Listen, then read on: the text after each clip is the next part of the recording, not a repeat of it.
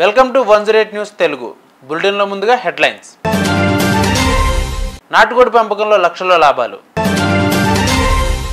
వరంగల్ పర్యటనకు వెళ్లిన CM Revanth. Private ఆసుపత్రికి శ్రీకారం చుట్టిన ముఖ్యమంత్రి.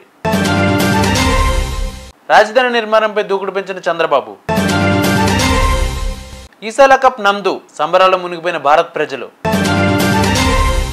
టీమిండియా ఎన్నో ఏళ్ల కాలం నెరవేరింది. గత కొన్నేళ్లుగా అందని ద్రాక్షలో ఉన్న ఐసీసీ ట్రోఫీని రోహిత్ సేన సొంతం చేసుకుంది. 2013లో ఐసీసీ ఛాంపియన్స్ ట్రోఫీ నెగ్గిన భారత్ మరోసారి ఆ ఘనతను సాధించలేకపోయింది. అయితే టీ20 ప్రపంచ కప్ 2024లో ఛాంపియన్గా నిలిచి ఔరా అనిపించుకుంది. ఒక దశలో ఓడిపోయేలా కనిపించిన భారత్ బౌలర్ల సంచలన ప్రదర్శనతో అద్భుత విజయాన్ని అందుకుంది. సౌత్ ఆఫ్రికాతో జరిగిన ఫైనల్లో టీమిండియా 7 పరుగుల తేడాతో ఘన విజయాన్ని అందుకుంది. 177 పరుగుల లక్ష్యంతో బ్యాటింగ్కు దిగిన సౌత్ ఆఫ్రికా 20 ఓవర్లలో 8 వికెట్లకు 169 పరుగులు చేసింది. హెన్రిచ్ క్లాసెన్ 27 బంతుల్లో 52 పరుగులు చేశాడు. సౌత్ ఆఫ్రికాను దాదాపుగా గెలిపించేశాడు అనుకున్నారు. అయితే కీలక సమయంలో హార్దిక్ పాండ్యా మెరుపు బౌలింగ్తో పాటు సూర్యకుమార్ యాదవ్ సూపర్ క్యాచ్తో టీమిండియా అద్భుత విజయాన్ని అందుకుంది.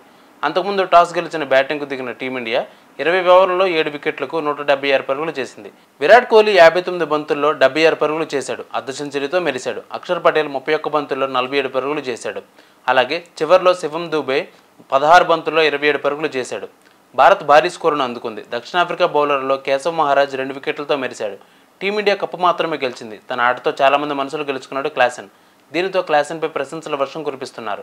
ఇంకాసేపు క్రీజులో ఉంటే టీమిండియాకు ప్రపంచ కప్ వచ్చేది కాదని చాలామంది అభిప్రాయపడుతున్నారు. క్లాసెన్ బ్యాటింగ్కు సెల్యూట్ కొడుతున్నారు క్రికెట్ అభిమానులు.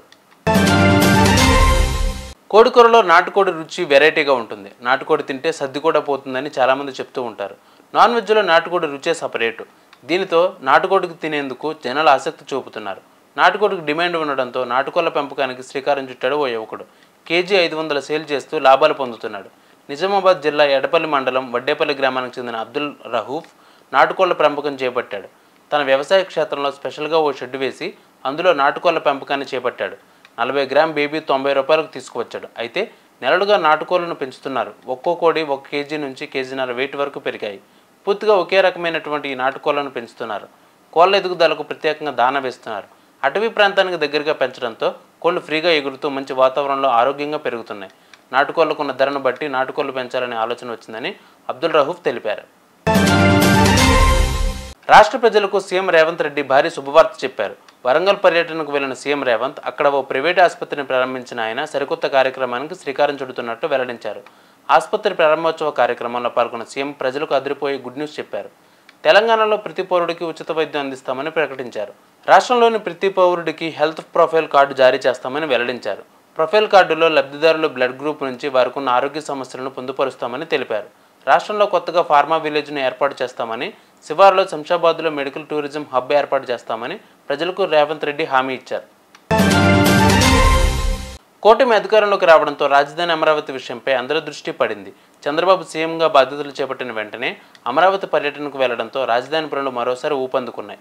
తాజాగా అమరావతి రాజధాని విషయంలో ప్రభుత్వం కీలక నిర్ణయం తీసుకుంది. అమరావతి ప్రాంతంలో చేపట్టనున్న ప్రభుత్వ కాంప్లెక్స్ భవనాలను నోటిఫై చేస్తూ గెజెట్ ప్రభుత్వం జారీ చేసింది. మాస్టర్ ప్లాన్లో భాగంగా జోనింగ్ నిబంధనల ప్రకారం నోటిఫై చేస్తున్నట్లు ప్రకటన విడుదల చేసింది. సిఆర్డీఏ చట్టం సెక్షన్ 39 ప్రకారం బహిరంగ ప్రకటనను రాష్ట్ర ప్రభుత్వం జారీ చేసింది.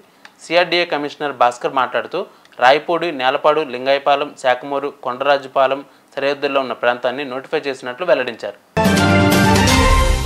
ఇక ఇది ఇవాళ బులెటిన్ అప్డేట్స్. మరిన్ని అప్డేట్స్తో మళ్ళీ మీ ముందుకు వస్తాను. అంతవరకు కీప్ వాచింగ్ 108 న్యూస్ తెలుగు.